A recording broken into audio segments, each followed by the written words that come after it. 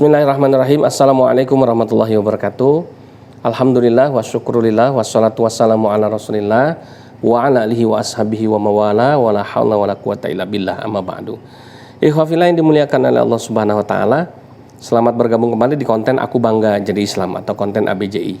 Jadi ikhwafillah, ada satu hal yang ingin saya sampaikan di sini terkait maraknya saat ini ya aksi protes dan aksi kemarahan umat Islam sampai berujung pada pemboikotan produk-produk dari negara Prancis ya. Karena Presiden Prancis Emmanuel Macron yang kemudian menghina Islam ya. Akibat di negaranya terjadi gejolak ya. Karena salah satu majalah Charlie Hebdo di Prancis merilis karikatur Nabi Muhammad SAW. Kemudian ada guru sejarah di Prancis yang kemudian dipenggal kepalanya oleh salah satu muridnya yang beragama Islam. Nah, dari sini kemudian terjadi polemik gitu ya. Sampai kemudian akhirnya seluruh umat Islam di seluruh dunia mengeluapkan kemarahannya, protesnya, demonstrasi besar-besaran di seluruh dunia sampai berujung pada pemboikotan produk dari Prancis ya. Dan akhirnya Emmanuel Macron kemudian menyadari ini adalah satu kekeliruan ya, kemudian minta maaf ya, mengklarifikasi dan sebagainya. Karena apa? Karena dia mengalami perusahaan-perusahaan Prancis mengalami kerugian besar ya. Hanya kemudian karena desakan dari dalam negeri, akhirnya Presiden Prancis kemudian mulai melunak gitu ya. Tapi kemudian ada sisi lain di internal umat Islam yang justru ya melakukan ini satu sikap yang kontraproduktif gitu ya. Dengan mengatakan bahwa sikap yang ditunjukkan oleh umat Islam yang marah ini, yang kemudian memboikot produk Prancis ini adalah sikap yang tidak sesuai dengan tuntunan Nabi Muhammad SAW. Nabi Muhammad itu kan orangnya lemah lembut. Nabi Muhammad itu pemaaf. Kenapa sih harus ada demonstrasi? Kenapa harus marah? Kenapa harus ada pemboikotan dan sebagainya? Nah, tentu ini adalah pernyataan sikap yang kontraproduktif yang sebenarnya tidak perlu dilakukan oleh internal umat Islam sendiri. Ini adalah blunder yang sengaja ingin memecah belah umat Islam ya. Kenapa? Yang pertama, kalau seluruh umat Islam di seluruh dunia saja marah ya, berarti kemudian apakah orang-orang yang marah ini semuanya itu keliru, semuanya itu tidak sesuai dengan yang apa yang dilakukan oleh Nabi Muhammad? Ya enggak dong. Ya, mereka marah karena apa?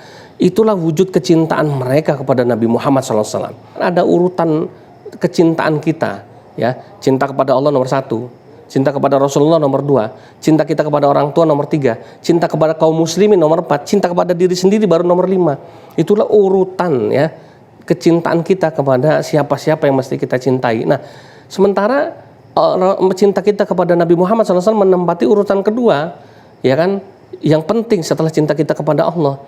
Nah, sekarang bayangkan kalau diri kita dihina aja kita marah. Kemudian ada saudara kita dihina aja kita marah, orang tua kita dihina saja kita marah, apalagi Nabi kita Muhammad SAW dihina. Tentu wajar kalau kita marah. Marah ini bukan karena sekedar ungkapan emosi, marah ini bukan karena kemudian kekesalannya, tapi marah itu karena wujud kecintaan umat Islam dunia kepada pribadi Rasulullah Muhammad SAW. Dan ini sebagai shock terapi bagi orang-orang kafir di luar sana, supaya mereka melihat ternyata umat Islam di seluruh dunia masih sangat cinta dan sangat-sangat fanatik ya, mengagumi sosok Nabi Muhammad SAW. Kenapa? Terbukti di zaman now, zaman milenial begini, tahun 2020 begini, begitu ada satu orang presiden ya dari negara yang non muslim yang kemudian menghina Nabi Muhammad, umat Islam seluruh dunia, hampir 2 miliar umat Islam seluruh dunia, semuanya angkat bicara, semuanya marah, semuanya protes, semuanya demonstrasi, semuanya memboikot produk-produk Prancis. Bayangkan, Masya Allah, ini kan bukan satu pemandangan yang biasa, ini satu pemandangan yang luar biasa. Kemudian ikhwafillah rahimakumullah yang lain, saya ingin menjawab begini, apakah seharusnya kita umat Islam ini nggak boleh marah? Apakah umat Islam ini harus diam saja? Apakah umat Islam ini ya sudahlah memaafkan begitu saja ya dengan kasus penistaan kepada pribadi Nabi Muhammad SAW? Ingat ikhwah ya, bahwa dalam Al-Quran itu kan kita disuruh sama Allah Subhanahu Wa Taala, dikatakan wal takum minkum ummatun yad'una ila khair wa ya'muruna bil ma'ruf wa yanhauna 'anil munkar wa ulaikumul muflihun. Yang artinya hendaklah ada di antara kalian segolongan orang yang menyuruh kepada kebaikan, mencegah kepada kemungkaran. Ya, kemudian mereka itulah orang-orang yang beruntung. Dalam hadis dikatakan man ra'a minkum munkaran fayughayyiruhu biyadihi fa illam yastati fa bilisanihi fa illam yastati fa biqalbihi fadzalika adaful iman. Apabila kamu melihat satu kemungkaran, maka cegahlah dengan tanganmu. Kalau nggak mampu dengan lisanmu, nggak mampu dengan hatimu, tapi itu adalah lemah-lemahnya iman.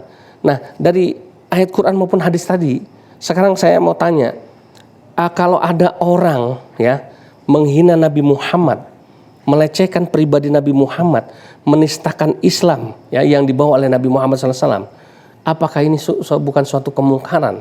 Ya, menggambarkan sosok Nabi Muhammad dengan dengan gambar atau dengan karikatur yang tidak pantas, yang begitu melecehkan. Apakah ini bukan bentuk kemungkaran? Ya, ini adalah kemungkaran yang sangat jelas. Ini adalah kezoliman dan kemungkaran yang sangat nyata. Maka wajib bagi kita sesuai dengan Al-Quran dan Sunnah Nabi tadi, ya, untuk mencegahnya, untuk beramar ma'ruf nahi mungkar, untuk memberantasnya. Jangan kita diamkan saja. Ya, ini perintah Allah dan Rasulnya. Kalau kemudian penistaan-penistaan semacam ini akhirnya umat Islam tidak bereaksi, diam saja, maka akan muncul berbagai macam penistaan di belahan bumi yang lain. Kenapa? Karena mereka menganggap orang Islam itu diam aja kok, orang Islam itu cuek-cuek aja kok, orang Islam tidak ada yang peduli kok pada nabinya, dan akhirnya mereka akan beranggapan bahwa orang Islam ini lemah. Orang Islam ini ternyata akidahnya sudah mulai melemah, dan akhirnya apa? Paling gampang yang dimurtadin gitu ya. Kenapa? Karena tolak ukur keimanan seorang muslim ya kepada Islam kuat atau tidak adalah salah satunya adalah kepada kecintaannya kepada Rasulullah. Kalau dia masih taat, betul-betul taat, begitu fanatik ya, menjunjung tinggi Nabi Muhammad SAW sebagai Nabi dan Rasul Allah, ya, mengikuti apa yang diperintahkan oleh Rasulullah SAW, menghidupkan sunnah-sunnah Nabi dalam kehidupannya sehari-hari, maka ini berarti umat Islam ya masih kuat, tidak mudah untuk digoyahkan, tidak mudah untuk dikalahkan. Tapi andai kata orang kafir mengetes Nabi Muhammad dengan karikatur Nabi, seluruh orang Islam seluruh dunia diam aja, wah, ini akan menjadi malapetaka. Mereka akan menganggap umat Islam ini sudah tidak lagi menjadi agama yang diperhitungkan di mata dunia. Kenapa? Karena terbukti mereka sosok yang sangat menentukan dalam agama Islam, yaitu Nabi Muhammad SAW. Ya, mereka sudah mulai ini kok, udah mulai renggang hubungannya, sudah mulai tidak kuat lagi kecintaannya, sudah mulai tidak peduli kepada nabinya. Itu akan seperti itu efeknya gitu ya. Nah, maka ikhwah fillah yang dimuliakan oleh Allah Subhanahu wa taala, salah satu logika lain, nggak usah pakai dalil ya.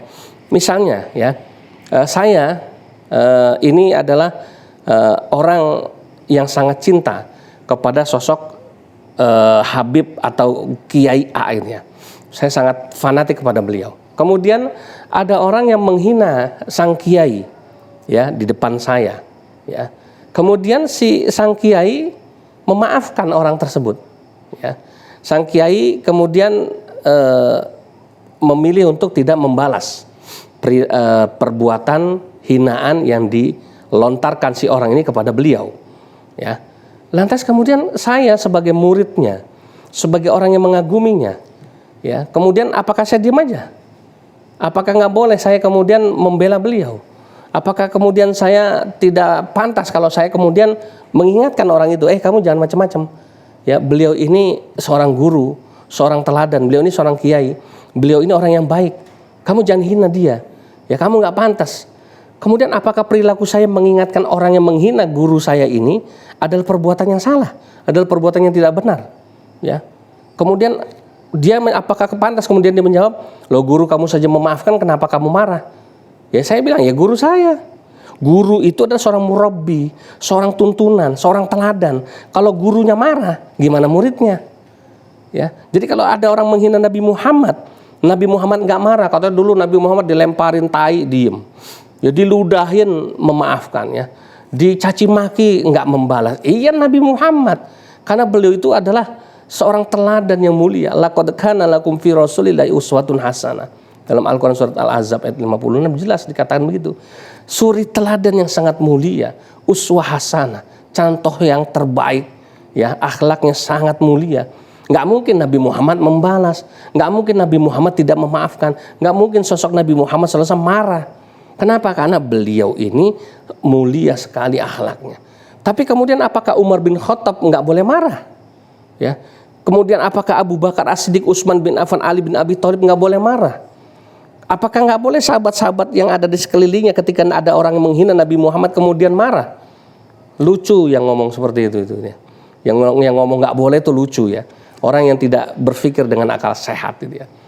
Maka wajar kalau orang-orang Islam, umat Nabi Muhammad meluapkan emosi dan kemarahannya kepada orang-orang yang menghina Nabi Muhammad. Karena nggak rela junjungannya, nabinya, orang yang dicintai dihina, dilecehkan. Wajar. Justru kalau ada umat Islam yang malah tidak marah, diem saja, malah wah nggak apa-apa Nabi Muhammad itu memaafkan. Ini ciri-ciri orang yang lemah imannya, ya.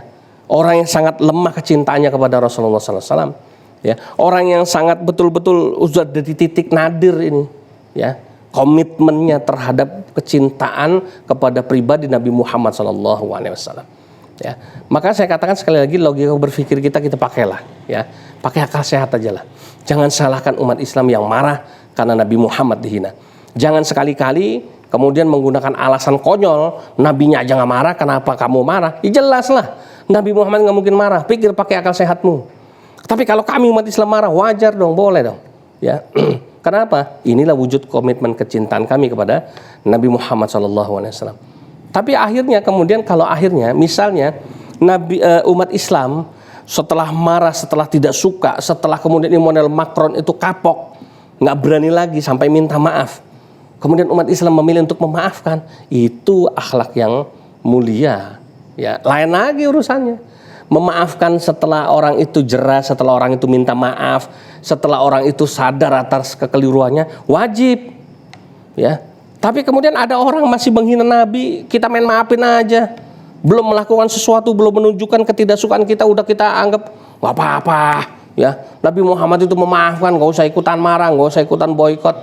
Di mana iman kita sebagai umat dari Nabi Muhammad yang katanya cinta banget, ya, katanya gemar baca sholawat, katanya betul-betul wah luar biasa kalau di bibir itu ya bercerita tentang sosok Rasulullah SAW. Tapi ketika Nabi Muhammad dihina, kok diem aja malah menyalahkan orang yang marah. Ini ya ikhwafillah ya.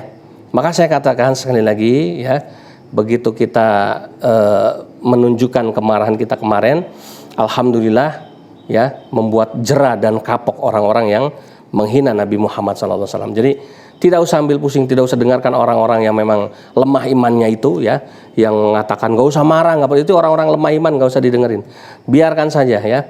Apalagi orang-orang kafir itu senang memanfaatkan orang-orang seperti ini ya.